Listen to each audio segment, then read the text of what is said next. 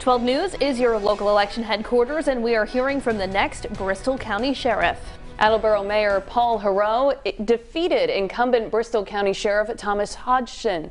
It's the first time in 25 years someone else will lead the Sheriff's Department. And it was a close race, with Heroux narrowly edging Hodgson out. Heroux says people were ready for someone new.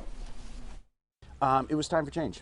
You know, just like 5 years ago when I knocked off the second longest serving mayor of Attleboro, it was a similar situation. It was time for change. People were ready. Well, obviously, we're disappointed based on the numbers we saw last night. But I've always believed that, look, it's the people's decision of what they want in their elected leaders. Now, earlier this afternoon, Hodgson said he had still not been able to reach Heroux. Heroux will serve a 6-year term, and there will be a special election held for a new mayor of Attleboro.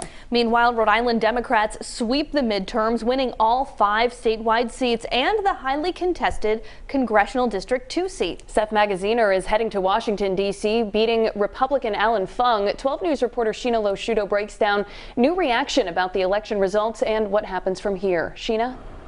Well, there were a lot of outside eyes keeping an eye on this congressional race, especially since House Republicans had hoped to flip that seat. But as we know, Rhode Island is staying blue. Thank you so much, Rhode Island. From state treasurer to congressman, Democrat Seth Magaziner wins the CD2 seat, keeping it blue. Thank you for putting your faith in me. You have my commitment that I will fight hard for our state. Magaziner himself acknowledges the polls leading up to the election put him behind Republican Alan Fung.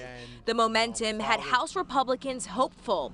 But in the end, our 12 News political analyst says Rhode Island Democrats stayed true to their party. Seth Magaziner made a really strong effort to get the Democrats to come back. Even Alan Fung said last night, Democrats went home, and that's what cost him the election. Magaziner brought in more than 50% of the votes. Fung had just under 47%. You know, it's a tough one, and, you know, we saw not only just Rhode Island, but it looks like New England, just very deep blue area, and, you know, Democrats came home. So on the gubernatorial side, incumbent Governor Dan McKee wins his first full term, defeating Republican and political newcomer Ashley Kayla.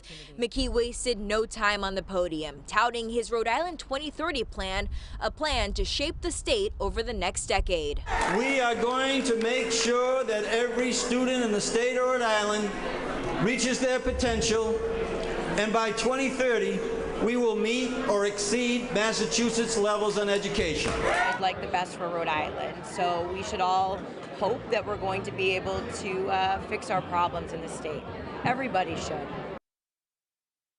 And we did try to speak to both McKee and Magaziner today, but we were told they were not available, and we understand that really for the last few months now, it has been nonstop campaign mode for them.